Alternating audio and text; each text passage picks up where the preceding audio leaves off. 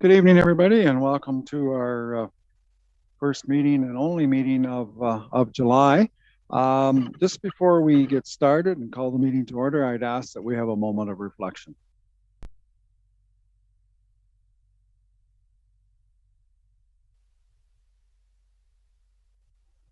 Okay, thank you. Now, we do have a fairly busy night with some delegations and one thing and another going on here. So we'll call this meeting to order. First item is the confirmation of the agenda. Do we have a mover and seconder to confirm the agenda? Councillor Rose, we have a seconder. I'll look over here. Steve Harold, thank you, Councillor Harold. All those in favor? That is carried. Does anybody have a conflict of interest with the agenda as it was circulated? Okay, I don't see any hands up, so we're good there. We have a consent agenda in front of us, a fairly large one. There's 16 items on that consent agenda. Is there anything there that anybody would like clarification on or pulled and dealt with separately? Councillor Duck? I just maybe like to have a look at 4.10, the letter in support of the release of the documents in regards to the Mohawk Institute residential school. If there's something we can maybe do to support that motion, maybe just have a look at that if possible. Okay. What's council's wish? Do you want to discuss that one right now and deal with it? And then we can deal with the consent agenda. So go ahead, Ryan. Just reading the letter that they had sent along here, it just looks like they're looking for some support with the federal and the provincial government in terms of getting some documents released. We've obviously seen lots over the last couple of months, and of course, every child does matter. So if there is something that there can be provided to get some closure or for some families, I think supporting this would be something that would be good on West Perth's behalf, and I'd happy to put that forward. Okay, so you're going to move that then. That we support that. Do we have a seconder to support that motion? Councillor Murray, thank you. Any further discussion? No, I just wonder if you want any further discussion on that. Or okay, ready for the question then. All those in favor of supporting that? Opposed, if any, that is carried. Thank you. Okay, so then we'll deal with the rest of the consent agenda from 4.1 to 416, and we've already dealt with 410. So everything but 410. Do we have a mover and seconder for the consent agenda? Anna Marie and Murray, thank you. We didn't do that before, did we, by any chance? No, okay, all right. All right, all those in support of the consent agenda? Opposed, if any, that is carried. Thank you. Okay, first item up then is delegation, and I'm going to ask Pastor Nye to come in. I'm not sure which door we're coming in, but this door over here. Good. Welcome, Bill. So, got a little bit of a preamble here. So, Chaplain William Bilney has served his community for decades as a minister and has integrated seamlessly into the West Perth Fire Department team. With over 50 years of counseling experience, Nay can read people's body language and can tell if they are struggling, especially newer firefighters with less exposure to emergency situations. Mental health is just as important as physical health, especially for those who encounter stressful and traumatic circumstances as our first responders do. Fire Chief Bill Hunter stated that firefighters are normal human beings who are asked to perform duties that most humans are not wired to do. Because of it's important that someone be there to check on our mental well-being. Bill can strike up a conversation with any of our members and provide support, guidance, and simply an understanding ear. Chaplain Nye provides support to our firefighters through the tough calls and the regular day-to-day work of our firefighters. Through the search and rescue events that occurred in West Perth this spring, Chaplain Nye was a valuable member of the team, providing support for 2 weeks to our home firefighters and those helping from neighboring departments. The Ontario Senior of the Year Award is given by a municipality to recognize an outstanding senior who, after age 65, enriches the social culture and civic life of the community. To honor Chaplain Nye's efforts on the West Perth Department, for his longer-term commitment to our community, we would like to present him with the Senior of the Year Award from the Municipality of West Perth. Thank you to Chaplain Nye for the years of service to our community, and we hope to share many more with you on our team. And I'm very pleased to present Senior of the Year Award to Bill.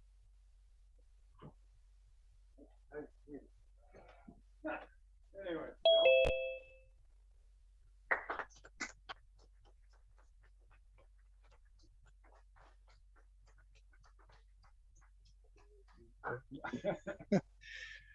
Mr. Mayor and Council, I just want to say thank you for this really unexpected honor. For my whole life, I've sought, especially my working life, to be a support for people. And then as you know, if you go to church, your pastor's there, your priest is there to support you in some of the most difficult times.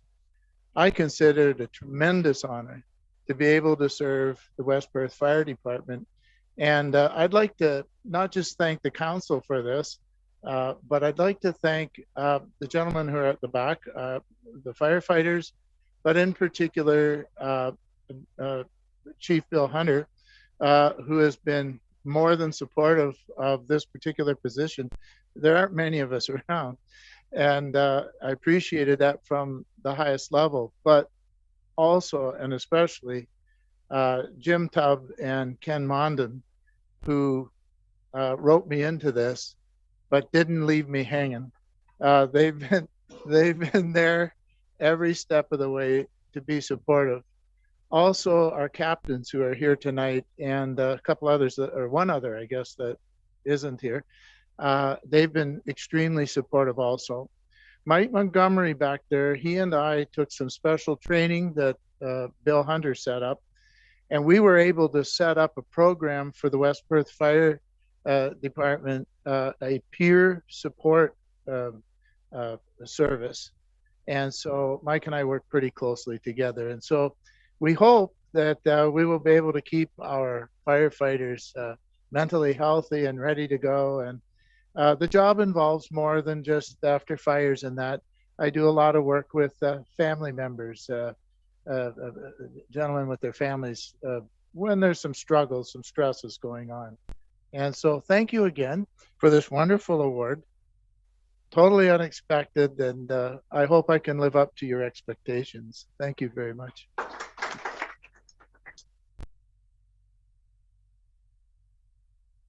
Thank you very much, Bill, and you're certainly deserving. I don't even want to call you a senior, but you're a very deserving person to receive this award. So thank you very much. And thank you to the guys from the fire department that came in tonight for support. We really appreciate that as well. So thank you. All right, moving on. We do have a public meeting. Whoops. Oh, yes, we have Matt. Sorry. Flip the page. We have Matt Ray with us tonight, and he's our newly elected member of Parliament for Perth County and Perth Wellington, I guess, to be precise. And so I asked Matt if he wanted to come and introduce himself to our council and get us to know him. And so I'll just turn it over to you, Matt. Appreciate you coming. Thanks, Walter, and thank you for having me here tonight. It's wonderful to see all of you and see so many familiar faces. It's been just over a month since I've been elected to my new role, and we've hit the ground running. We've been busy meeting with many business owners, agriculture producers, healthcare representatives, and municipal leaders, such as yourselves, how we can best support you moving forward. My team and I have also been working to set up my constituency office. The handsome gentleman in the back is Jake, who's also from Mitchell, so we like to keep it local, which has been open to the public, my constituency office, since June 13th. It's at Randy's old office, 59 Lauren Avenue, Unit 2. Same phone number as well, and so we just thought to keep the consistency with our former MPP, Randy Pettipies. On June 2nd, our government was re-elected for a second term with a plan to keep rebuilding Ontario's economy, continuing to work for workers, building key infrastructure, keeping costs down, and implementing a plan to stay open. In addition to serving as a member of Provincial Parliament for Perth Wellington, I was also asked by the Premier and Minister Lecce to serve as Parliamentary Assistant to the Minister of Education. It's a role I look forward to serving in, especially coming from an education background prior to being elected, and also coming obviously from rural public schools. I know our schools in Perth Wellington and Avon, Maitland, and Upper Grand, the two boards I represent, do some amazing things. So looking forward to sharing with the people at Queen's Park and the Minister. As I mentioned, I've been meeting with a variety of local stakeholder groups, and a common theme I've heard throughout my meetings, which won't come as a surprise to many around the table, is there's not enough labor.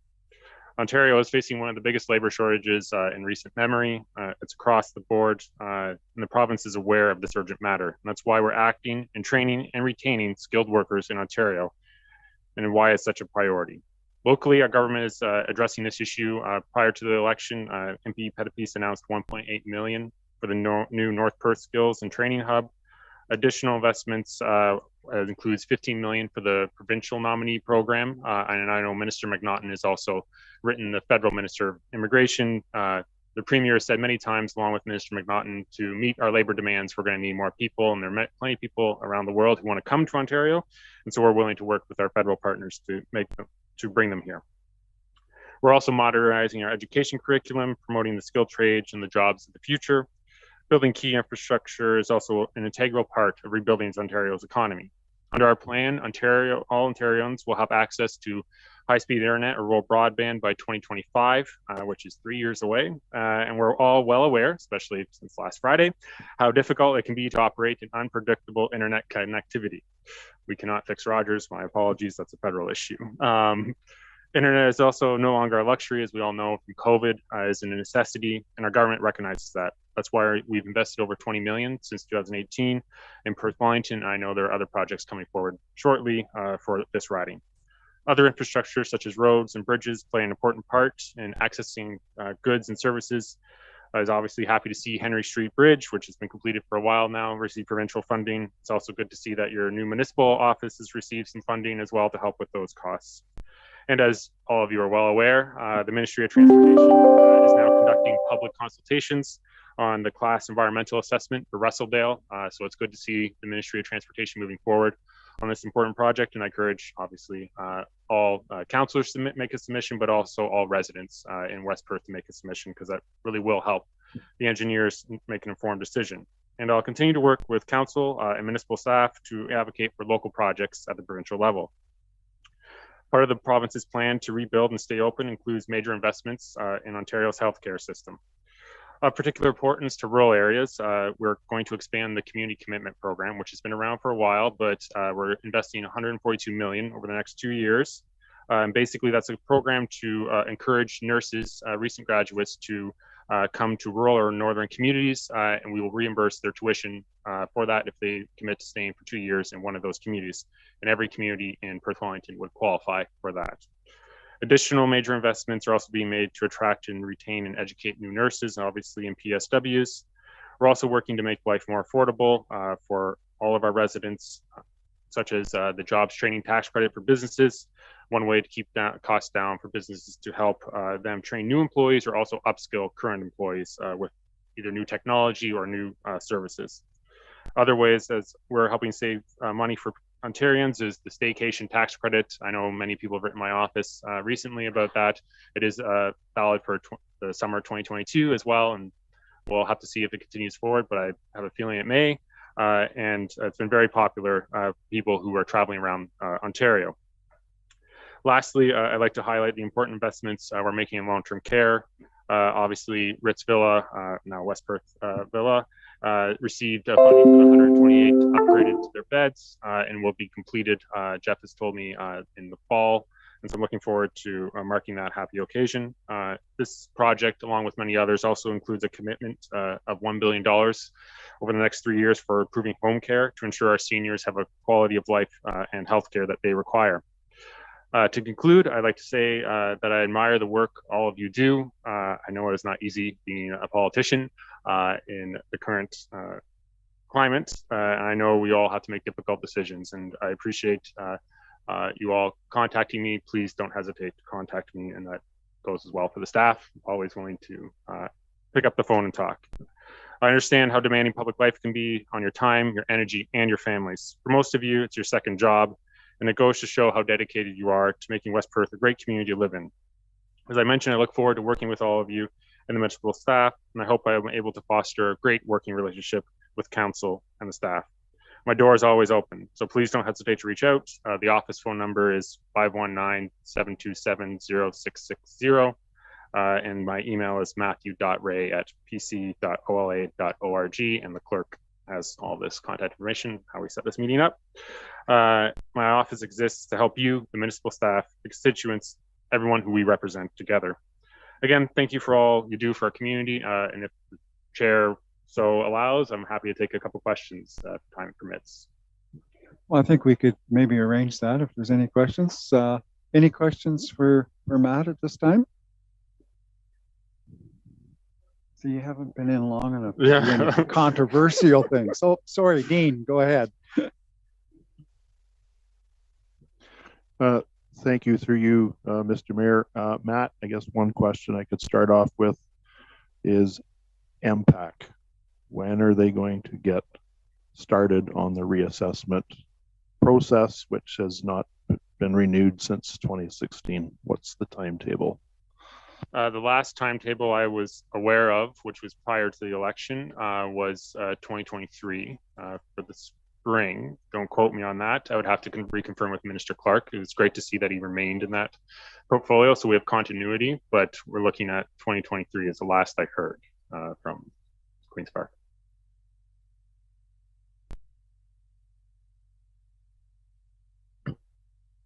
There we go. Okay, thank you, Dean. Good question. One that we've discussed around here several times. Anybody else? Okay, I want to thank you very much for coming, Matt. I certainly appreciate taking time off for an evening and coming and giving us all the good word. And all the best as you carry on.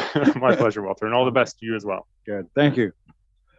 All right, moving on. Motion here that we adjourn at 7:25 for the purpose of a quarter revision. Do we have a mover and seconder for that?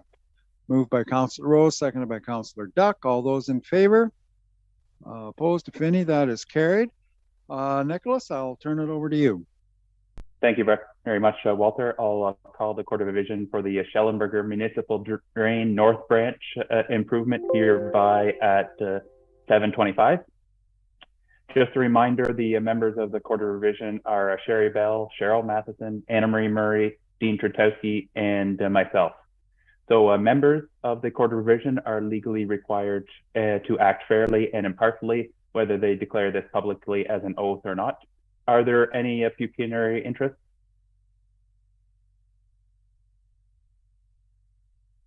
Good. All right. Could I have a resolution to approve the May 16th 2022 meeting minutes of the Quarter Revision? A mover and seconder for that, please. Sherry and Anna Marie, all those in favor? That's carried. Thank you. I'll ask the clerk to give us notice, how notice of the meeting was given and the purpose of the meeting, please, Daniel. Thank you, Chair Ving. Notice of the meeting, along with a copy of Provisional Bylaw 43-2022, was given by mail on June 20th, 2022 to all landowners assessed. This letter advised that any owner may appeal the owner's assessment to the Court of Revision by notice given to the clerk by July 1st, 2022. No correspondence or appeals were received at any time prior to this Court of Revision. Members of the court may hear appeals on 3 grounds. Land or road has been assessed too high or too low, for land or roads that should have been assessed but have not, and due consideration has not been given to the use of the land. Thanks, Dan. Are there any questions from the members of the court?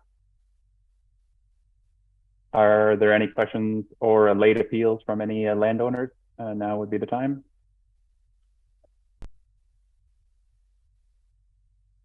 All right, then I'll take a resolution. I take a motion for a resolution to approve the schedule of assessments as outlined in the report by R.J. Burnside and Associates, dated May 2022. Could I have a mover and seconder for that, please? Cheryl, Anna Marie, All those in favor? That's carried. The Court of Revision is adjourned at 8:27. 7. Do I need, you want, oh yeah, sorry, 7:27. Yep, thank you. No. I think this, it says, yep, we're okay. Speaker's on. So you're not in a different time zone, are you, Nicholas? We're not sure Yes. where you are. Yes, that's why I made a mistake. I am in a different time zone. I'm in the Atlantic time zone right now. Okay, good for you. Yep. Good. Okay. I have a recommendation here that we adjourn at 7:28 for the purposes of a public meeting pursuant to Section 34 of the Planning Act. Do we have a mover and seconder for that? Again, Councillor Rose and a seconder. Oh, sorry, Deputy Mayor Ait. All those in favor? That is carried. Thank you. All right, we have, I believe is it Susanna that is going to walk us through this one? Oh, Dave Hannum's here. I don't have the script. I believe the first meeting is for Eckerd Acres. Yes. And Okay.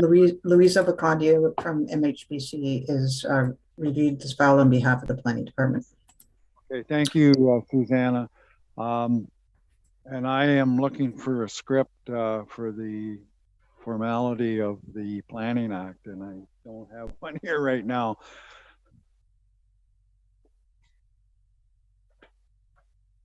Yes.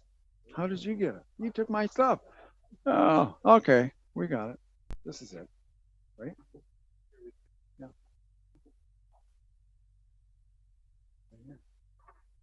That's it.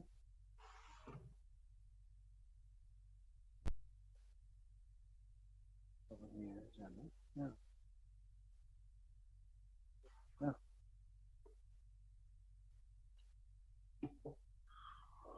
Okay, the purpose of this public meeting of the Council and Corporation Municipality of West Perth is to review an application for a proposed amendment to Bylaw 100, 1998, the zoning bylaw of the Municipality of West Perth, to allow interested members of the public opportunity to ask questions or offer comments with regard to the application.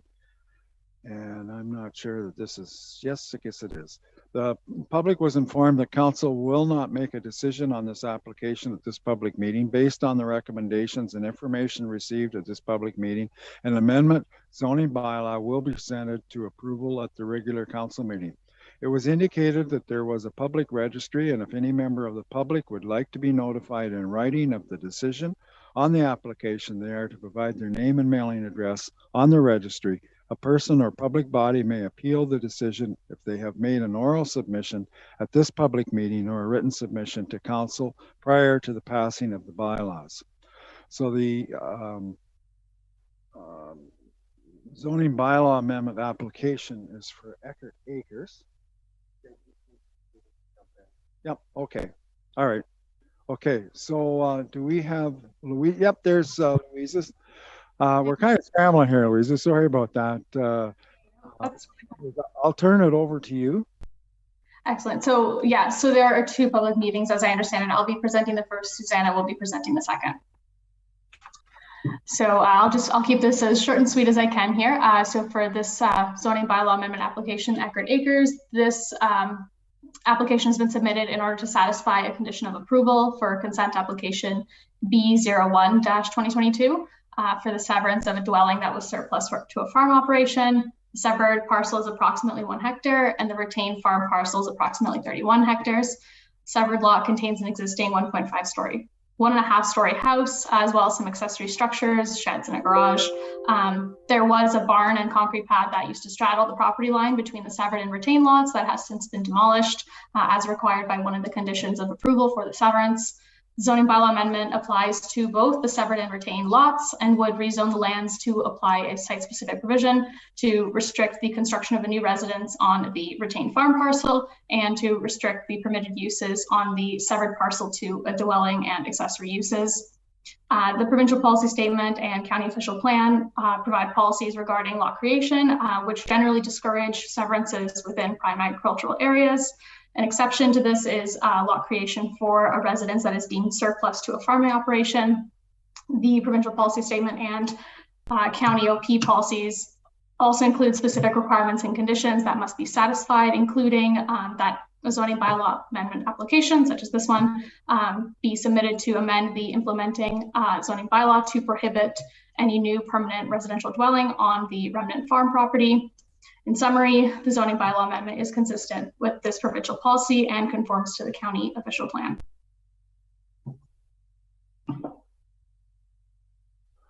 Okay, thank you, Louisa.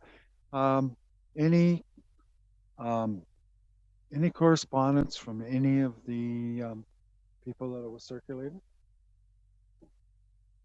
We've received none. Okay. Any questions from members of council? Okay. So the we just received it at this time. Right? Support it. Where are we? Yeah, you're not making it. Not right now. No. Okay. So that concludes that one. The second application that we have then is a consent to sever submitted by Whitey's Inc.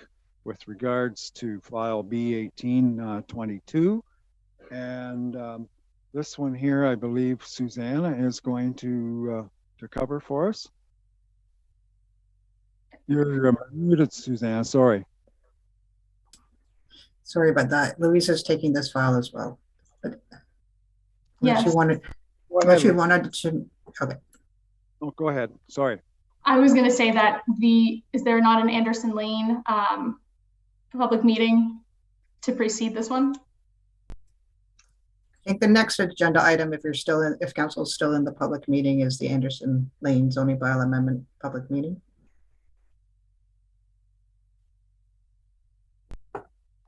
Susanna, we have a numbered company next for the next item.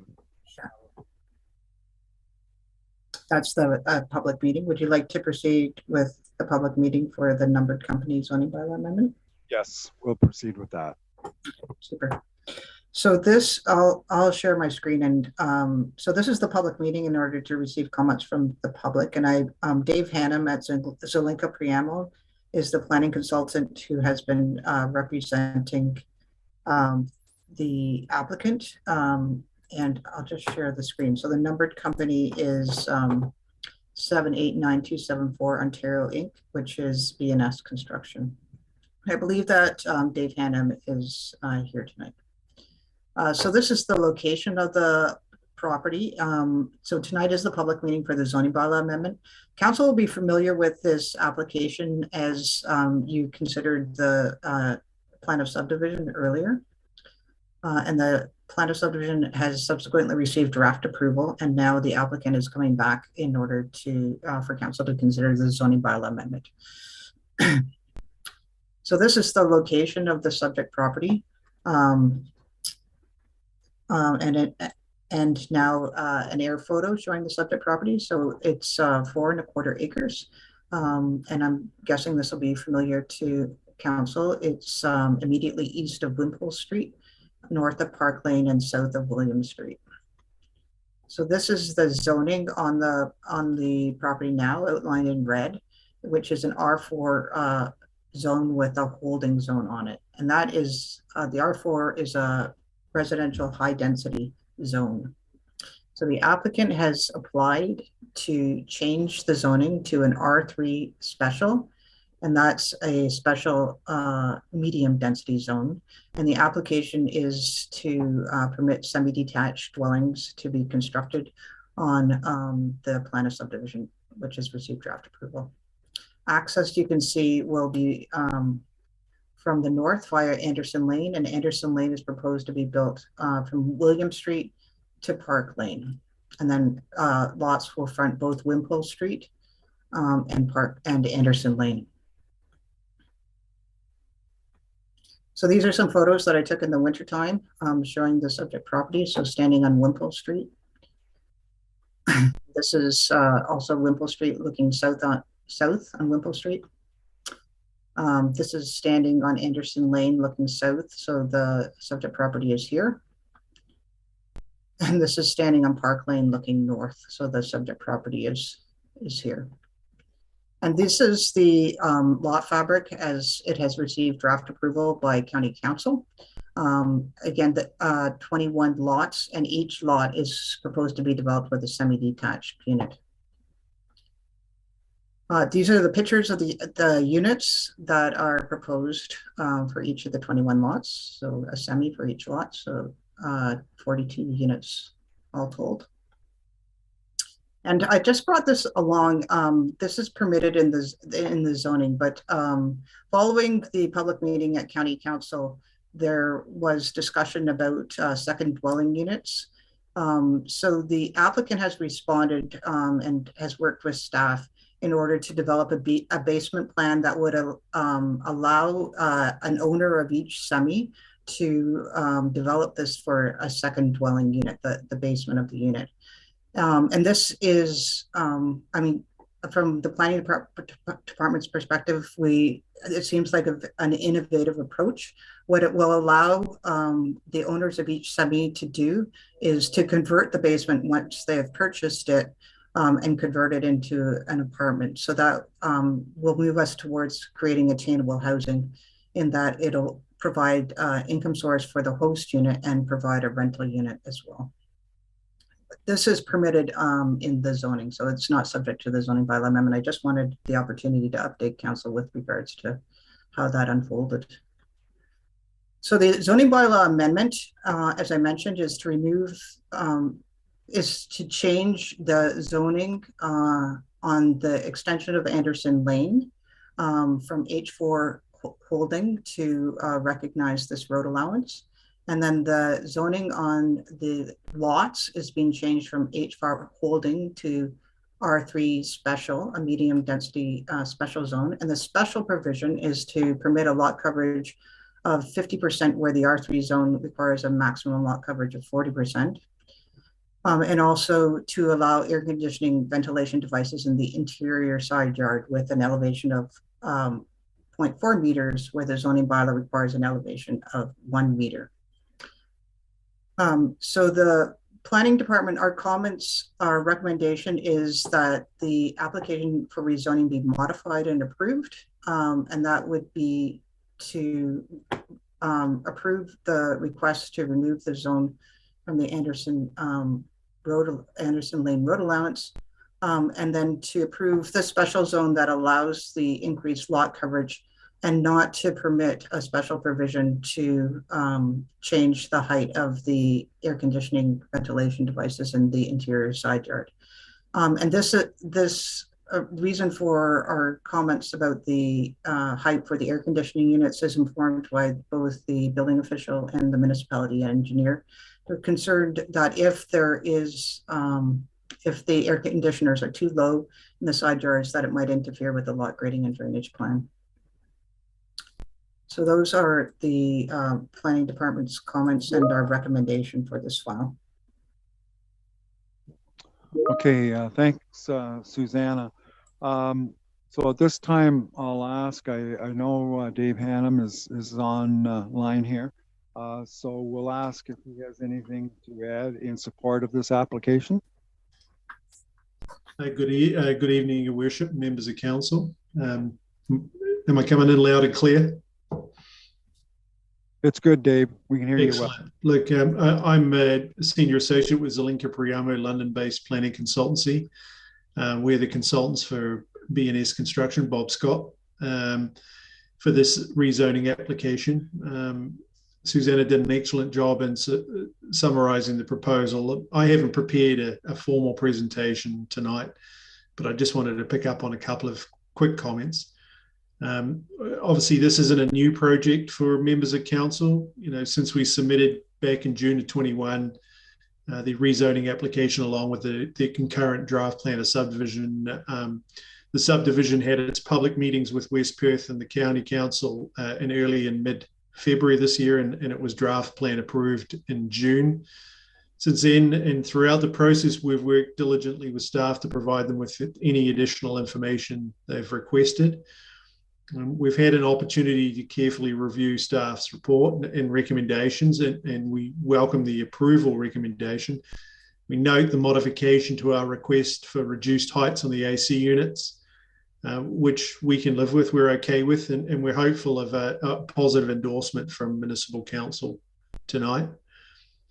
From a policy viewpoint, the proposed development is supported by all levels of provincial, county, and West Perth land use planning policies, which encourage residential development in locations such as the subject lands in the form and density being proposed. We note that there hasn't been any objections raised by the public through any of the associated public consultation exercises. Overall, our professional opinion is that the proposed development is appropriate and desirable for the subject lands and represents sound land use planning principles. As such, we'd respectfully request that Municipal Council support staff's recommendation and approves the zoning application this evening. I'd be happy to answer any questions you may have now, if you like. Thank you. Thank you, Dave. We'll just get you to stay on here until we're done with this application. Yeah. Is there anybody that wishes to speak in opposition of this application? I'm not aware of anybody. Dave has spoke on behalf of the applicant. Any questions from council? Mike?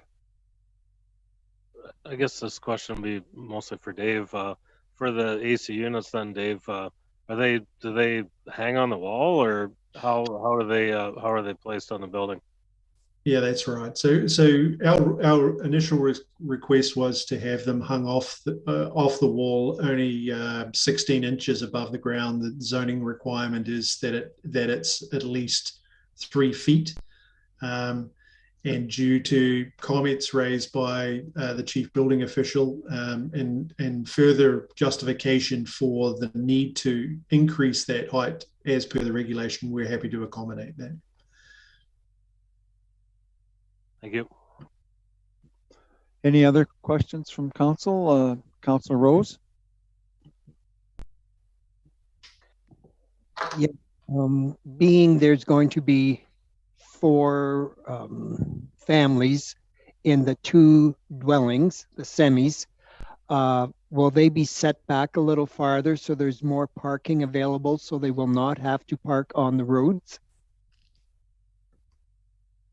Yes, as part of the discussions with municipal staff about the option of future occupiers containing second dwelling units, we wanted to ensure that we can meet a number of existing zoning regulations related to those units. One of them is parking. The existing semi, or the proposed semi, would require 2 spaces, and the second dwelling unit, if it was ever implemented, would require 1 space. We can provide 1 space in the garage, which is integrated into the building, and then we can provide tandem parking in the front, so there'd be no need for any on-street parking. We would meet the minimum requirements in the zoning bylaw.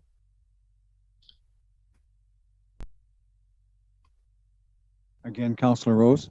And that would still allow a bit of green space at the front of each semi, would it? There would be a little bit of green space there, yes. But yes, certainly if everybody took up the option for a second dwelling unit, then there would be a significant amount of hard standing for parking there. But there is a small portion for some soft landscaping, yes. Anybody else? Oh, sorry, Councillor Rose. Is there a reason why they can't go back just a few more feet to allow them to park different, or it just doesn't work that way? Yeah, well, typically you would allow about 5.5 meters for a vehicle. So in terms of the lots aren't deep enough to provide that additional parking behind each other and still allow for suitable setbacks from the rear.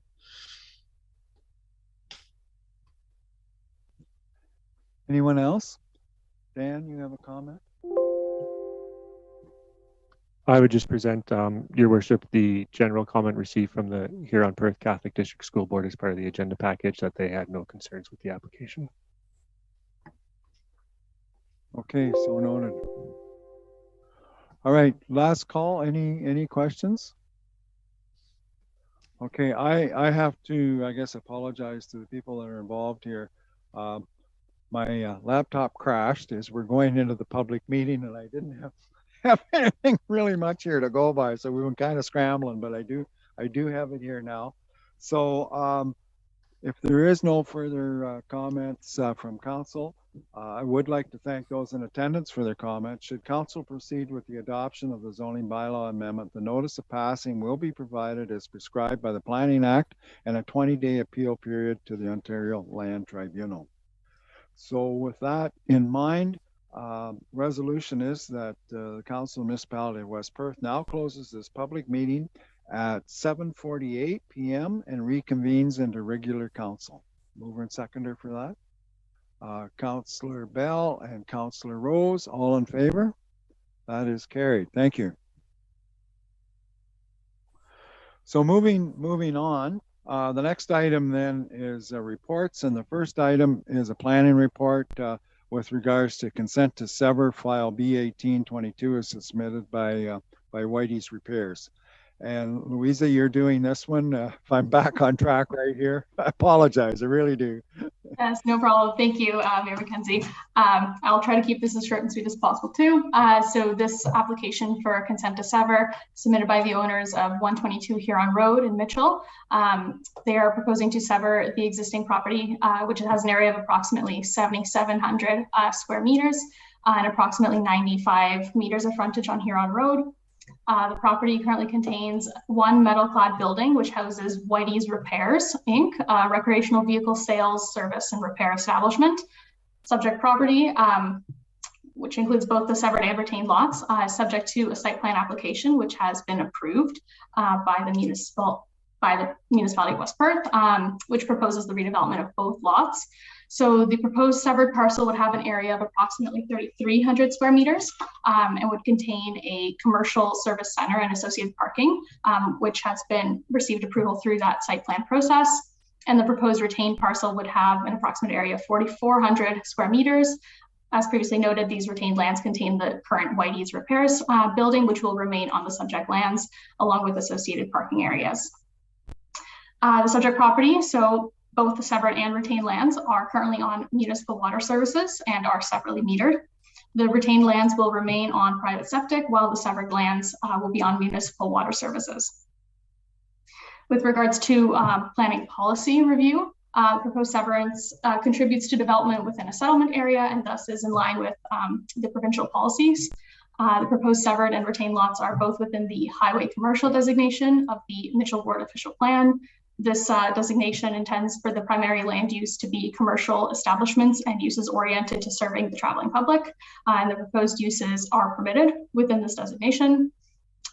These proposed uses meet the policy requirements as well for the highway commercial designation and has been addressed in detail through the site plan process as well.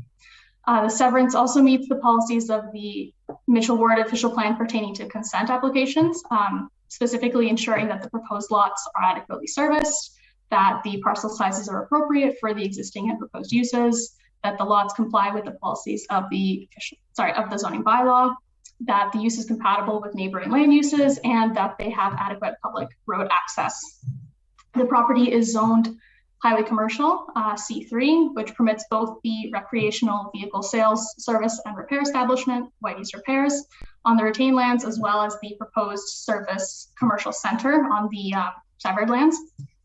In summary, the proposed severance is consistent with the 2020 PPS, provincial policy statement, and is in conformity with the applicable policies of the County of Perth official plan. Staff have also reviewed the application against the requirements of the local official plan and have concluded that the severance also conforms to those policies, and subject to the recommended conditions of approval, which are noted in the staff report. The application has also been reviewed against the requirements of the zoning bylaw and also complies with those requirements.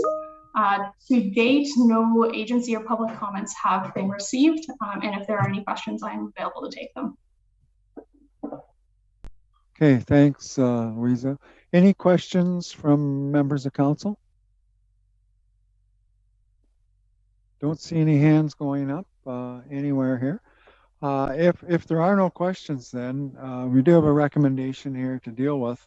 And that recommendation is that the Council of Municipality of West Perth receives a report entitled Application for Consent to Sever number B1822 by Whitey's Repairs affecting the lands described as Plan 341 Park Lot 56, 122 Huron Road, Mitchell, dated June the 22nd, 2022, and prepared by the county's consulting planners for information, and that the Council of the Municipality of West Perth recommends that the County of Perth Land Division Committee approve the application for consent to sever B18/22 by Whitey's Repairs affecting the lands described as Plan 344 Park Lot 56, 122 Huron Road, Mitchell, subject to the following 7 conditions. And as we have done in the past, on serviced residential lots, but with the approval of Anderson Lane, hopefully those will come on shortly. Under site plan agreements, I've listed in my third part of my report the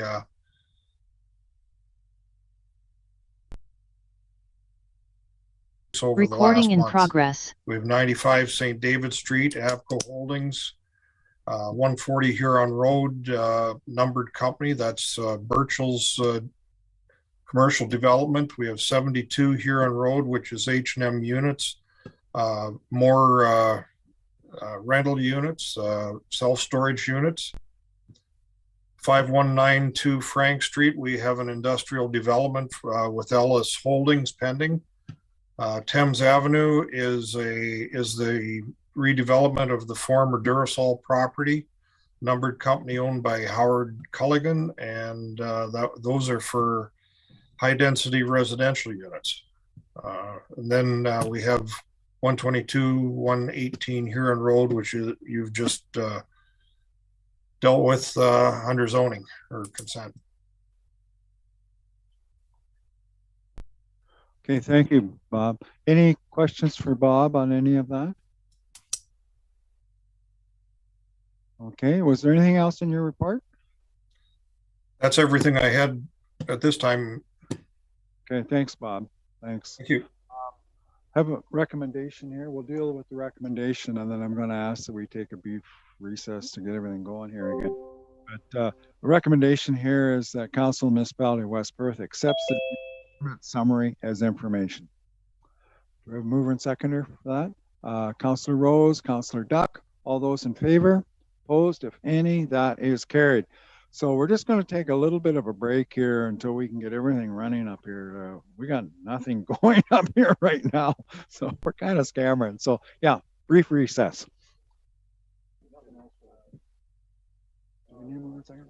Do I have a mover and seconder to take a recess? Councillor Rose, Councillor Matheson, all those in favor? Carried. Thank you.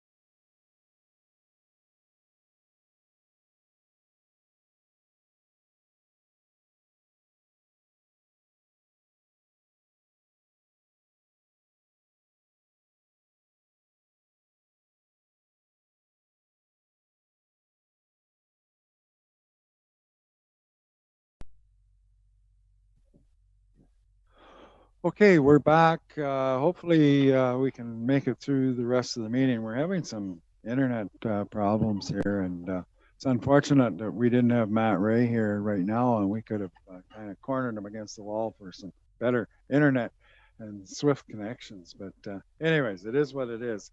So we just finished the chief building officials report, and the next report is from the head librarian for the library board meeting on June the 28th.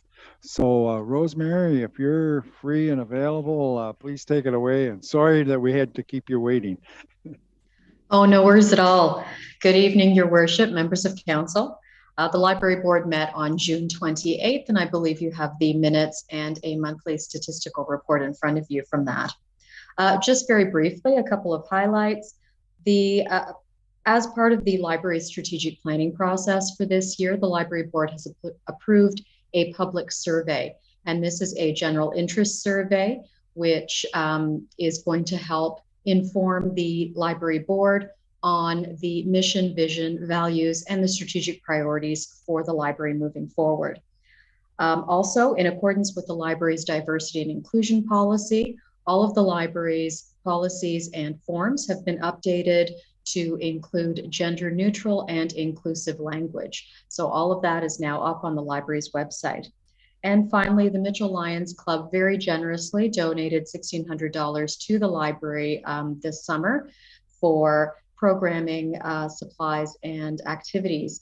And the library board approved a request to council to place that money in a library reserve fund so that it may be available for use up until and after December of 2022. Okay, thanks, Rosemary. Any questions for Rosemary? And I just one comment, I guess. I understand that the reading to the animals in the park has gone over really well. It has. That's actually where the donation, the official donation ceremony took place. It was quite lovely. And yes, it's a big hit with our young families in the community, and we're really happy to continue with that. That's good. Okay, if there's no questions for Rosemary, I do have a recommendation here, and that the Council Municipality of West Perth directs the treasurer to move $1,600 into the reserve library account for 2022. Moved by Councillor Murray, seconded by Councillor Harold. Any further discussion on that? All those in favor? That is carried. Thank you. Thank you. All right, next up is the operations manager's report. So for June and July. So Mike, if you're available, if you could. Good evening, Your Worship and Mayor and Council. June and July's operation manager's report is in front of you. Just to update you, health and safety, we've just completed our second quarter health and safety meeting that was held at the beginning of June. In operations, you can see the completed and ongoing projects and the upcoming projects, and most of those are already completed. We just finished the roadside grass cutting today. Tender and contracts, we completed and finished all of our rural asphalt paving, and we finished the laneways and shouldering with the assistance of the county. Just to give you a heads up that we will be over budget on those projects due to the increased AC pricing. We are at all-time record highs for AC price indexing, and it's impacting everyone throughout the county and Ontario. Nelson Street, the hydro seeding and the general contractor has finished the top coat paving. Update from my email that I sent to you last week is that the general contractor has hired a local contractor to do the watering along Nelson Street, and that's just to assist on the hydro seeding and grass taking seed, because obviously everyone is aware of we haven't received much precipitation in the last 6-7 weeks. Georgina Street reconstruction, they started on May 5th. All the sanitary sewers are completed. They started storm and water and have some sections and some blocks finished in that. They're anticipating to be done hopefully by the end of this month, and then moving on to Henry Street. And structure 010F on Road 150 started last week, and they are making good progress there. Is there any questions on any of those contracts or tenders that we currently have out? Any questions for Mike on his report? The bridge construction in Fullerton, is that a cement structure or just a steel culvert? It's a steel culvert that's being ripped out and being replaced with concrete. Okay. Form and pour. Any questions, Councillor Duck? Hey, Mike, thanks for the report here. I've had a couple questions, obviously, in regards to the Nelson Street. In the report, you've got, you've hired a local contractor to water the hydro seeding. Is that, I know when we had talked originally that there was going to be the company that had started it, they were going to come back later on and do it. Are they still going to come back and fix what's already been done? Or is this just solely watering it and kind of tiding it over until then? So the general contractor has hired our local contractor that we assisted on him, and that is just to water it to get some established growth going. However, the general contractor is required to come back and fix any deficiencies. And we anticipate that some of this areas are not going to take, no matter how much we water. So they will be back probably in late September, October to fix those deficiencies in those areas. Councillor Duck again. The other question I had, and I didn't get permission to use his name over the line here, so I won't say, but one of the constituents on Nelson Street had actually mentioned to me that they had a internet or cable cord that was cut the other day when there was some landscaping taking place on that. Is there anything that's been done with that yet that you're aware of, or were you even made aware of that at that time? Because that was one of the questions I was asked. Yeah, I'm fully aware of that. There's 2 residents with their cables exposed, and I believe the service provider was to come back and bury those services for those residents.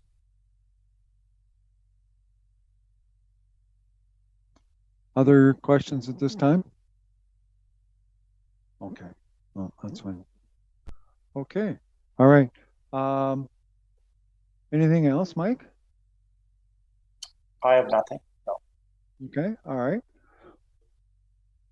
Ryan, go ahead. Sorry, Mike, one more question. Just lastly, when abouts is that watering going to start, and then how frequently will it take place? He was hired by the general contractor to do it on a daily basis. And he was, the general contractor notified us late last week, I believe last Friday, that they were going to start that then. So I guess to answer your question, it's already happened. I don't know. Okay.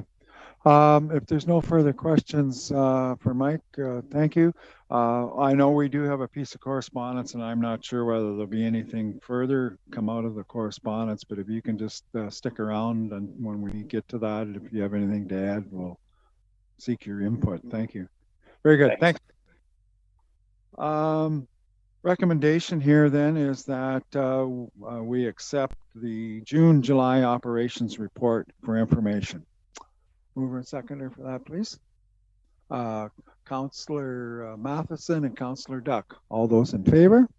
Opposed, if any? That is carried. All right, brings us down to the clerk's report, and we have a subdivision agreement. So Dan, I'll let you take it away. Thank you, Your Worship, and good evening, Council. Before you today is a report outlining the details of the subdivision agreement.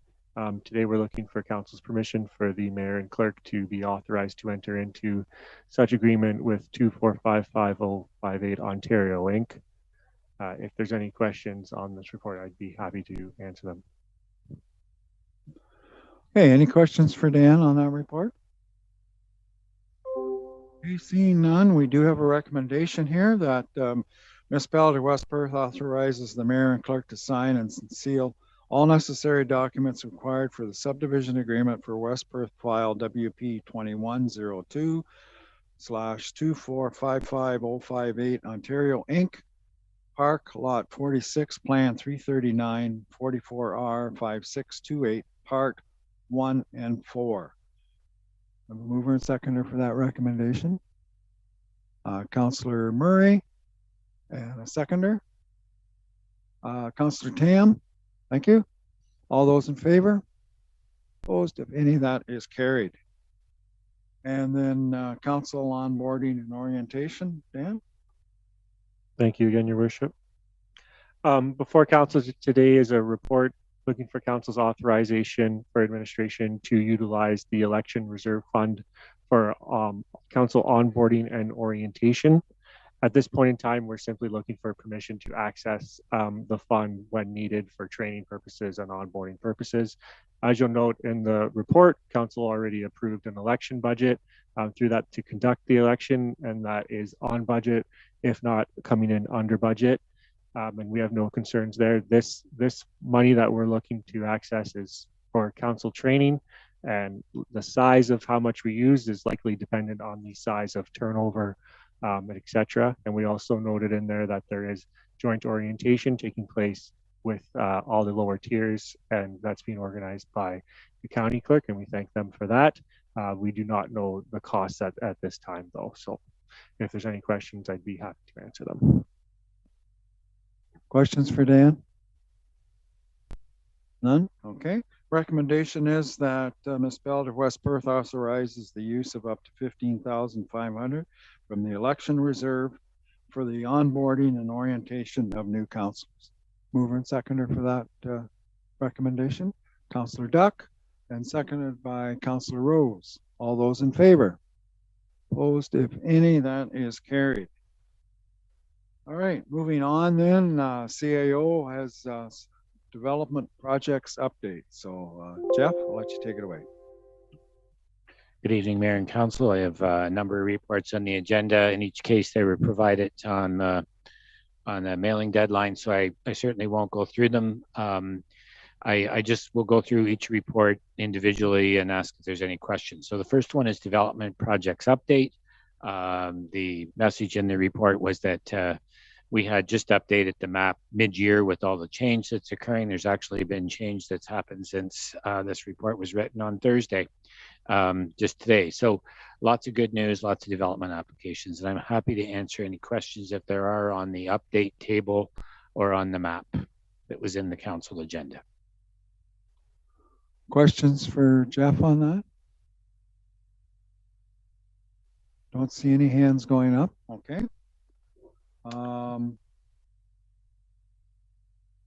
Then I guess a motion is in order that we accept the development projects update report as information. Got a mover and second for that. Councillor Tam and Councillor Duck. All those in favor? Opposed, if any? That is carried. Thank you.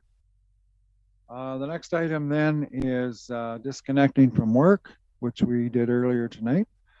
Go ahead. Thank you, Mayor McKenzie. This next report deals with the requirements under Bill 27, which is a provincial legislation. The policy has been developed. We don't anticipate a significant impact on operations. I would highlight that we've written this policy for staff. Legal advice was not to include council on the policy, and it's a bit tricky because it really revolves around what the normal workday is, and it's tricky for the part-time fire department in terms of what's their normal workday, and it's tricky for council in terms of our communications to council and our communications from council back to staff. And I think in all cases, there's a lot of detail in this policy, and it'll certainly be something we will train new council on when we go into the next cycle of council. We'll onboard staff and train them. But the real key element of a policy like this is that it's not saying that emails can be sent after hours by anyone, but there are two very important considerations. Number one, staff shouldn't be expected to respond outside of their normal workday unless it's an emergency or something that's very urgent. And that's different for different levels of staff. More junior staff, less likely, more senior staff, more likely. And then, so, you know, there's that important message about ensuring that you're not creating those kinds of expectations. And then the other side of it is knowing that when you do send an email, you shouldn't expect a response. And just being aware of the fact that, especially counselors are a really good example. You're not named in the policy as the policy applying to you, but you're certainly expected to consider it and think about it. That if you're sending emails on what your normal workday to do council business is, but it's late at night because you're a farmer, or early in the morning because you're a farmer or whatever, that's fine.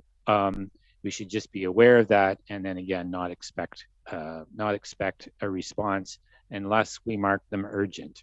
And I think in all cases, we will need to be disciplined around just what's urgent. And, you know, urgent should be probably in the area of 1% of the things we send out.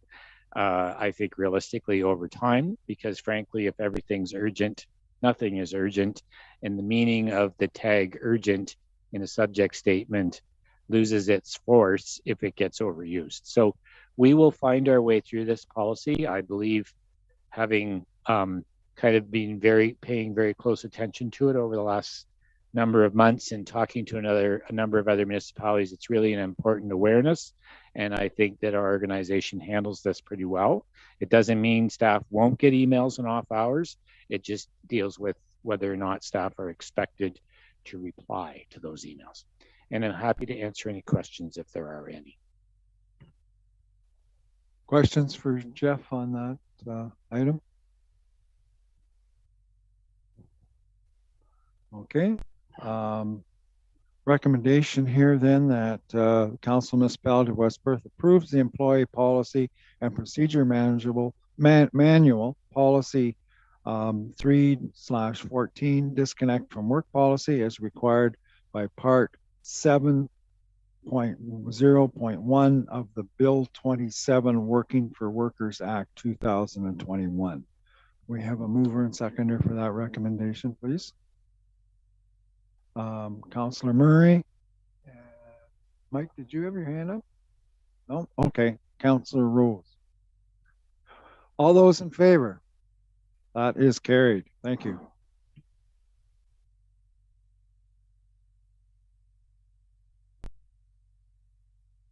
Thank you, Mayor McKenzie.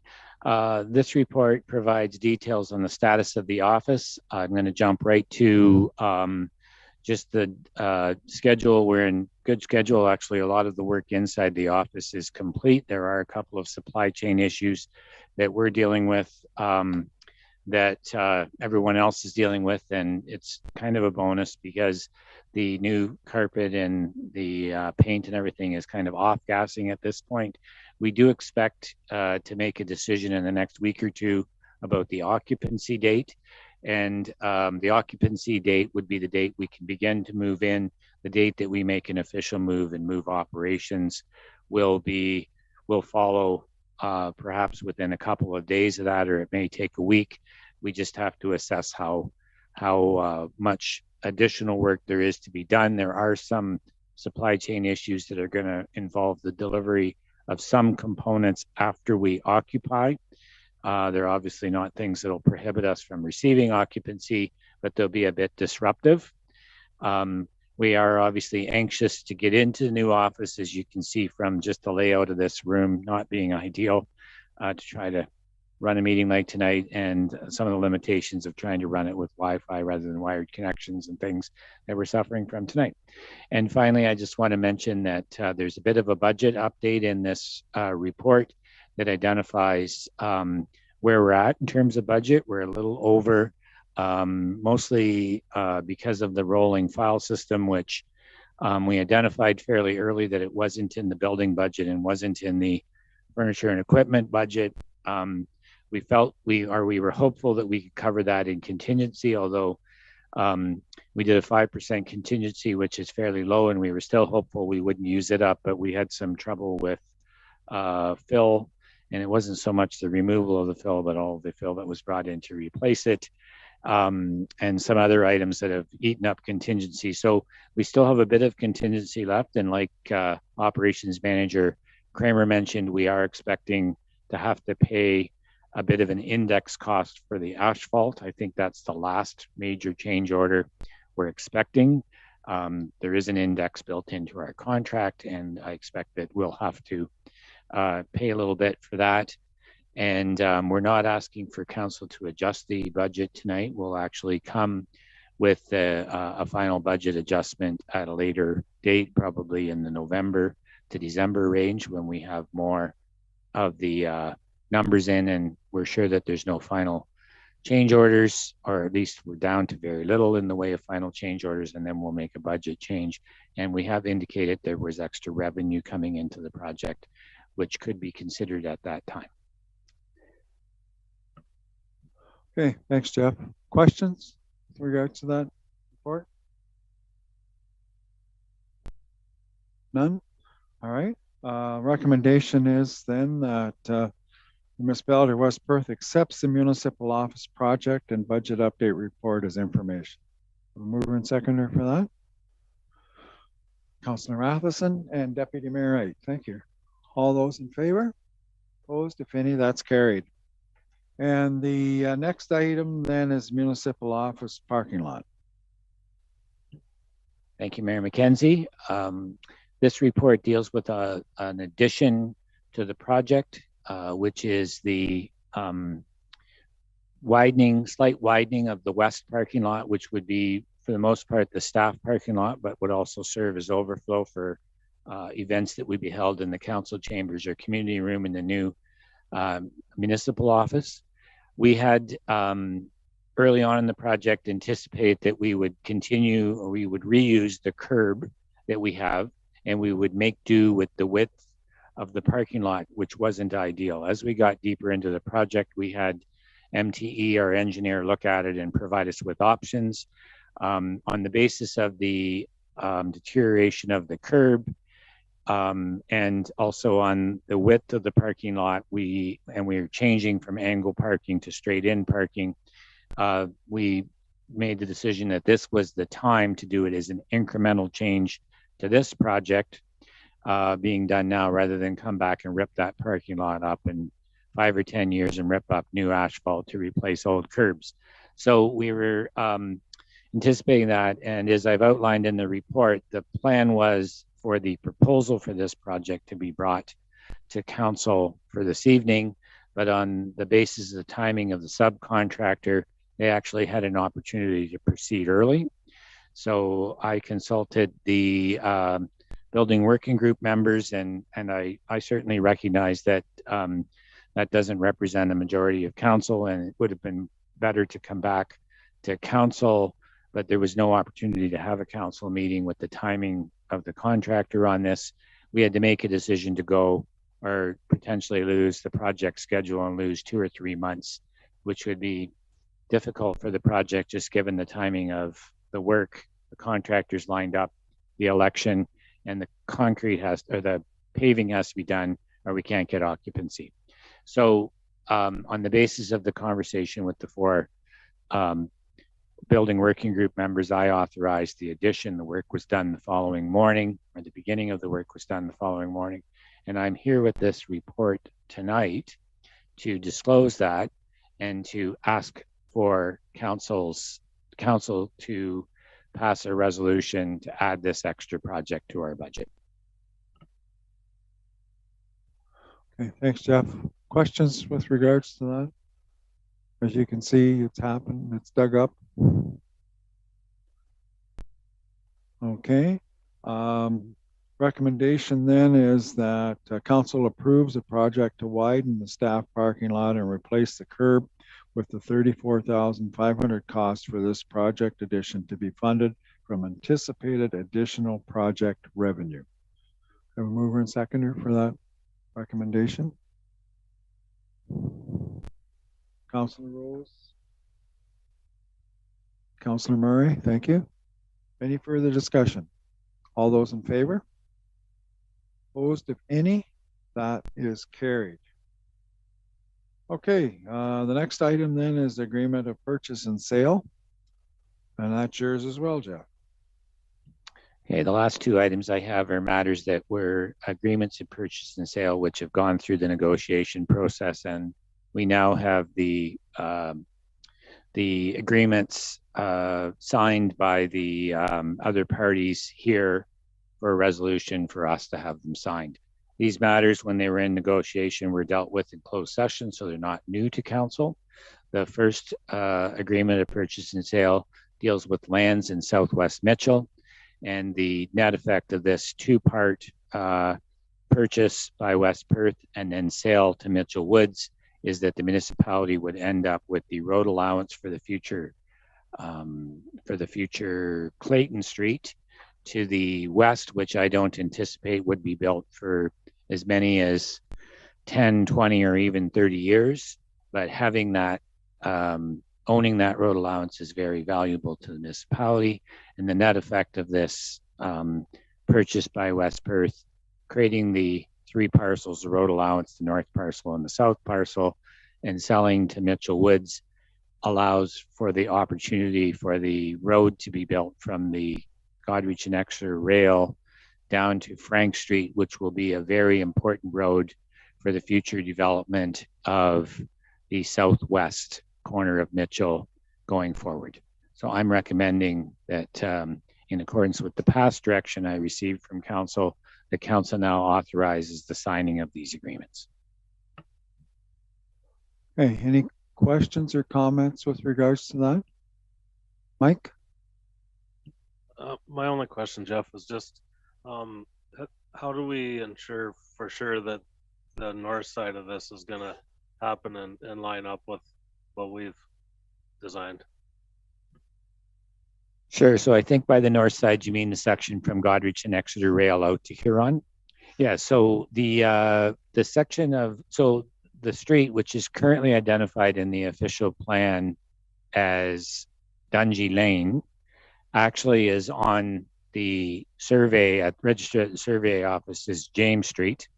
So it's not, it is in the official plan. It's identified as a corridor that the municipality owns that road allowance all the way from Huron Road down to Godrich and Exeter and then south to Frank. So there should be no confusion about the ultimate location of that road, which will be the most westerly road in Mitchell. That will be the location, and we've also, that's our dedicated rail crossing. That's the furthest rail crossing we'll have to the west. And our planning will all center around the rail crossings that are there, and that being a new one. Now, the development, the land to the north of Godrich and Exeter out to Huron, we've done pre-consultation on. I think you should anticipate receiving a subdivision application on those lands in the next 6 months. I think you'll see a project come forward for those lands, and they're certainly aware. The official plan is a great indicator of where the road's expected to go. Any other questions? Okay, recommendation is here. It's a fairly lengthy one. A lot of numbers involved here, but I'll read it here. That the Council Municipality of West Perth authorizes the mayor and clerk to sign and seal all necessary documents required for the purchase of 4.48 acres, more or less, from Dave and Deborah Weiss for $716,800, being part of PIN 53200-0117, which PIN is comprised of Park Lot 70, Plan 341 Mitchell, Park Lot 71, Plan 341 Mitchell, Park Lot 74, Plan 341 Mitchell, Park Lot 75, Plan 341 Mitchell, and Part Lot 77, Plan 341 Mitchell, Municipality of West Perth, and that council authorizes the mayor and clerk to sign and seal all necessary documents required for the sale of 4.26 acres, more or less, to Mitchell Woods for $716,800, being part of PIN 53200-0117, which PIN is comprised of Park Lot 70, Plan 341 Mitchell, Park Lot 71, Plan 341 Mitchell, Park Lot 74, Plan 341 Mitchell, Park Lot 75, Plan 341 Mitchell, and Part Lot 77, Plan 341 Mitchell, Municipality of West Perth. A lot of parks and parts there. We have a mover and seconder for that recommendation. Moved by Councillor Matheson and seconded by Councillor Bell. Thank you very much. All those in favor? Opposed, if any? And that is carried.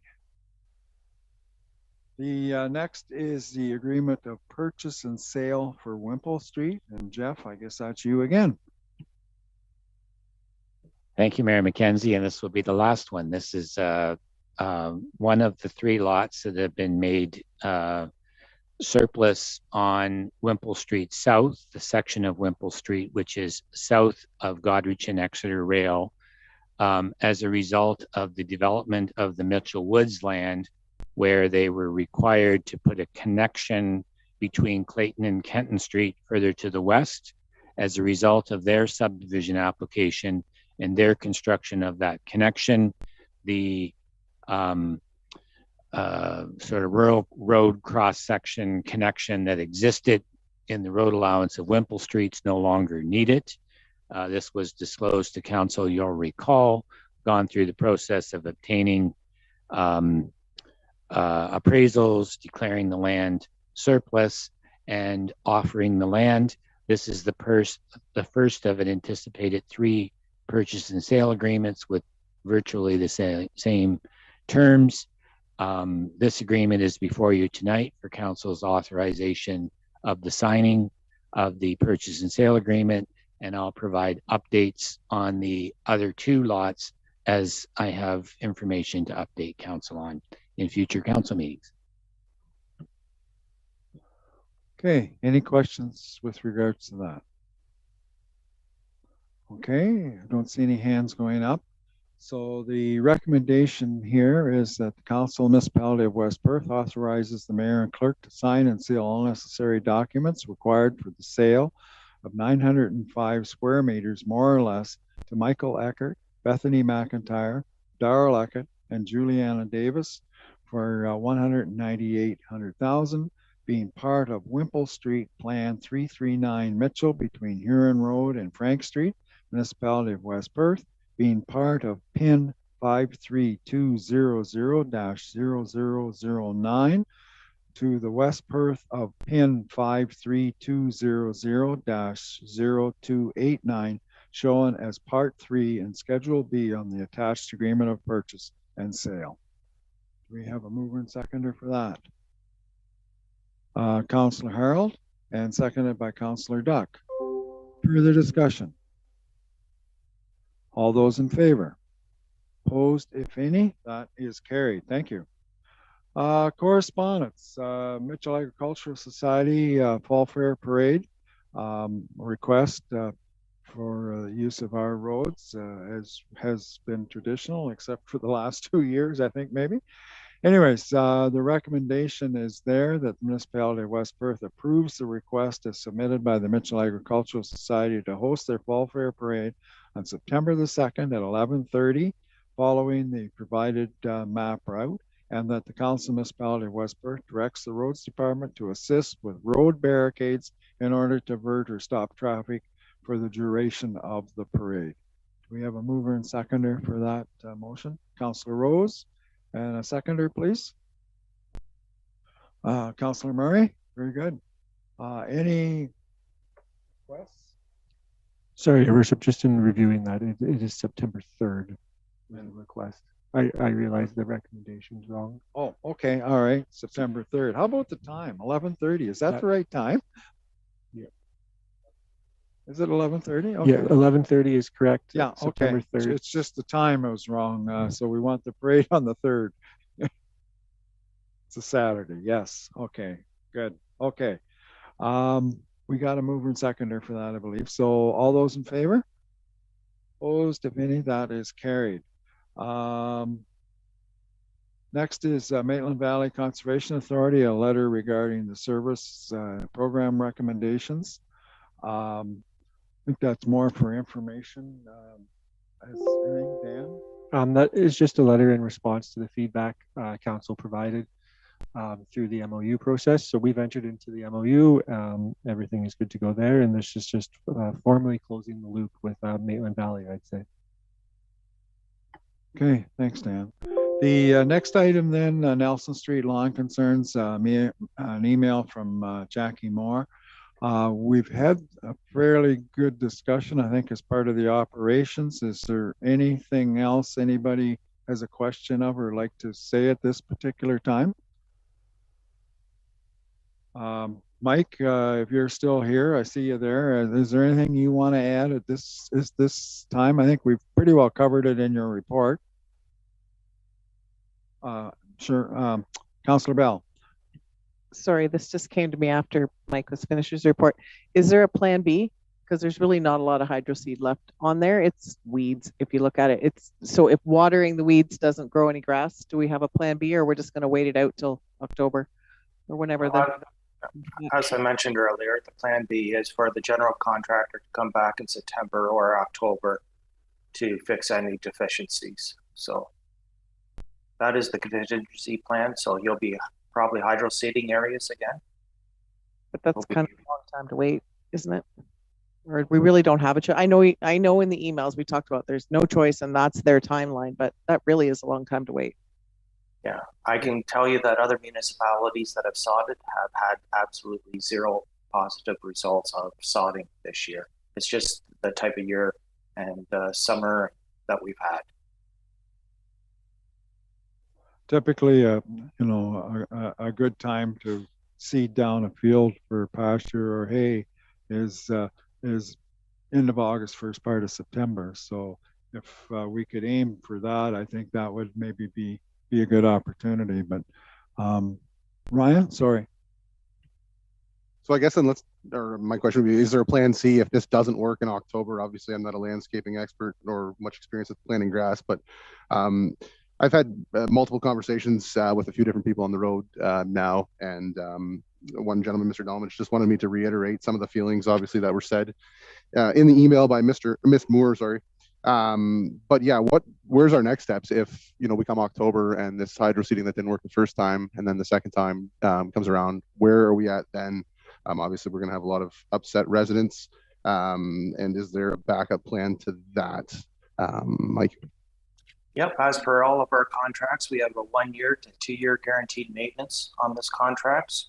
So the contractor will be back as many times as we require or request him to in order to satisfy the way we want it to look. Sorry, I guess lastly, have we paid them yet for the work they've done, or is that something we can withhold until it's done properly? We have not paid them on the latest payment certificate for this work, and yes, we do hold back a 3% guaranteed maintenance. Anybody else? It's unfortunate to say the least, but Mother Nature hasn't really helped us along, and I believe it maybe has been drizzling a little bit out there tonight, but all you have to do is look at everybody's lawns and look at some of the bean fields out in the country, and they're starting to turn color, suffering as well. So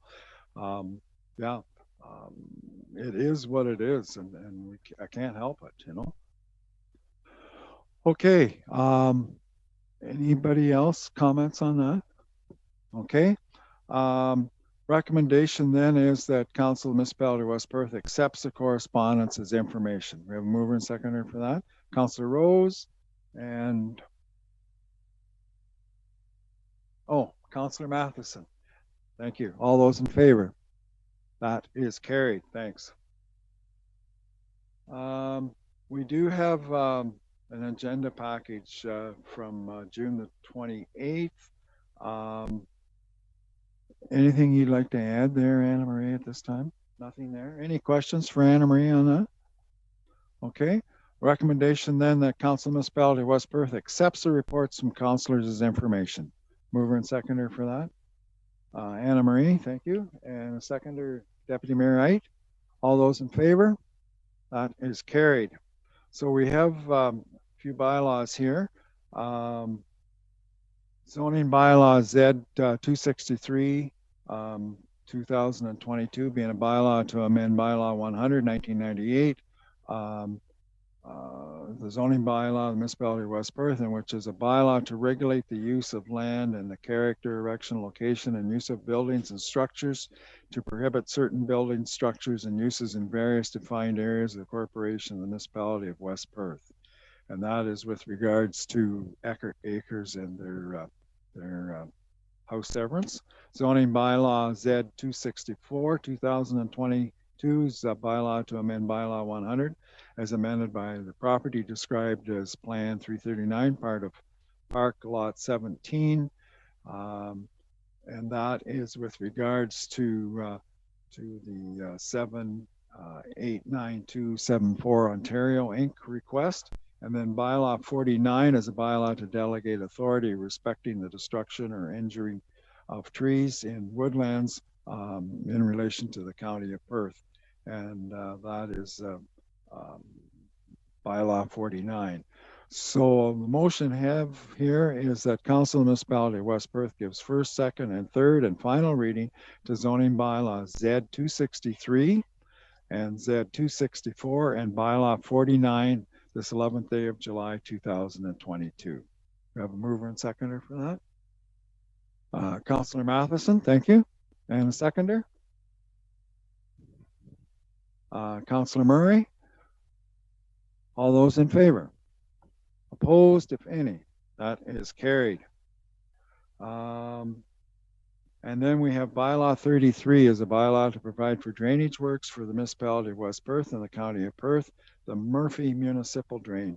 And the recommendation is that we give third and final reading to bylaw 33-2022 this 11th day of July. And that's as a result of the court of revision on that particular drain tonight.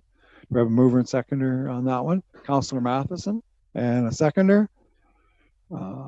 Councillor Murray, thank you. All those in favor? Opposed, if any, that is carried. Announcements. Next council meeting is August the 2nd. August 19th is nomination date. August the 22nd will be the next regular meeting, and September the 6th is our regular council meeting, and we do have a fall fair in the meantime in there. Anything else that we're missing there? I do have under notices of motion. I have one item. I don't know. I should ask if anybody else has one first. Okay, go ahead. Thank you, Worship. Sorry, just as a follow-up to the email sent today to council, we are looking at closing the administration office on the 13th from approximately 12:30 to 3:30, and that'll be for a joint training program with North Perth. So we advise council today, and we're advising the public through this announcement here and over social media as the week continues. Okay, thanks, Dan. So I would like to ask for consideration under notices of motions for council to consider the possibility of having a homecoming in 2024 to recognize the sesquicentennial, 150 years for those of us that aren't sesquicentennial inclined, of the now ward of Mitchell, and also it would be the 26th birthday or anniversary of the founding of West Perth. I would like the members of council to come back at our next meeting in August to discuss this item if there's any support from the community to hold such event. And it would also be nice to have some suggestions if there's support from community members that could help organize such an event. My thought would be if there is enough people in favor of such an event, It would not have to be run by the municipality, but it would support itself and not be an expense to the taxpayer. And by that, I mean, we may have to give it some seed money to get it off the ground, but it would be more of a loan. But I think the whole idea of it is to be generated by a outside body from the municipality. It will be 25 years since the last celebration was, and the bigger one before that was 50 years ago.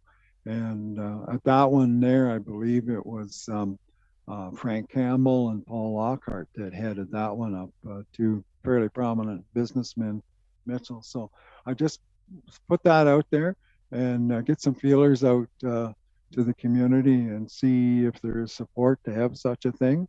And if you can come up with some maybe good people that would be good to head something like that, and see where it goes. So that's that.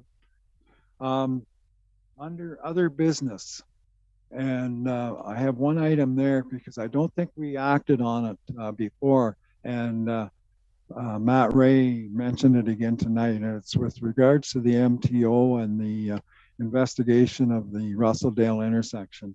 And I think that as a municipality, I know we did this at the county the other day, and I think we as a municipality of West Perth should also support any type of improvements to that intersection, and maybe have staff send a letter to that effect to this MTO, I guess is where we send it to.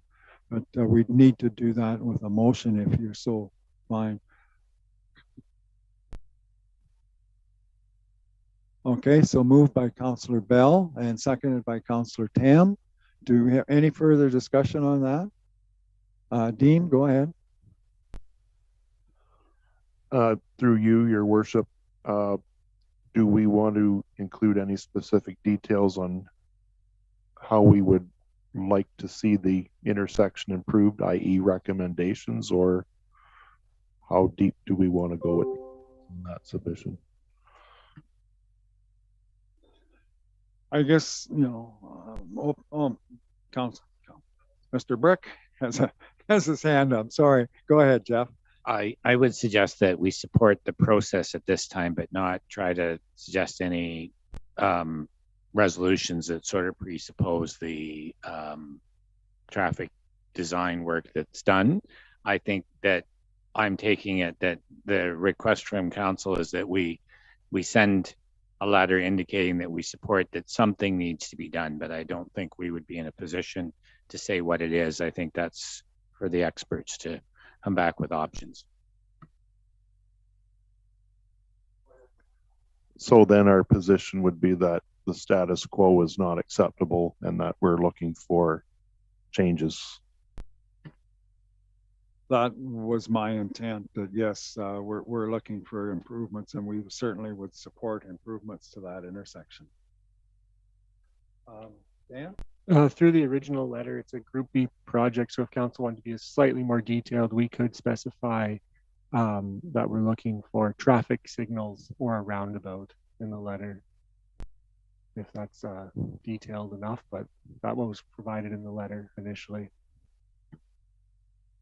What's your wishes? There's not a lot of options, you know, like we've got, and it's not any one of our roads. Like it's a provincial highway and a county road. Doug? Can I encourage everybody that sits on, you have another 10 surveys go in, because most people come and say to me, this is what we should do, but they don't say, I say to them, fill out the survey. No, I'll just tell you.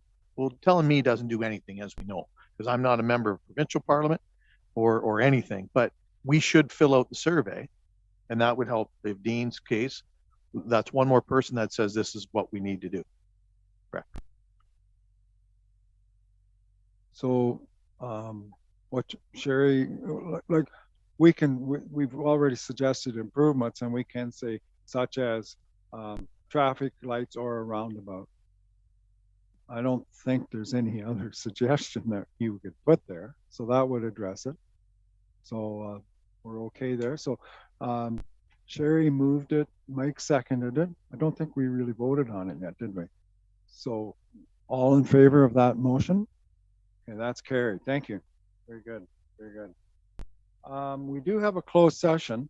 So a motion that we adjourn at 8:56 for a closed session for the purpose of addressing litigation or potential litigation, water, wastewater. So mover and seconder for that, Councillor Harold, Councillor Rose, all in favor? It's carried. Thank you.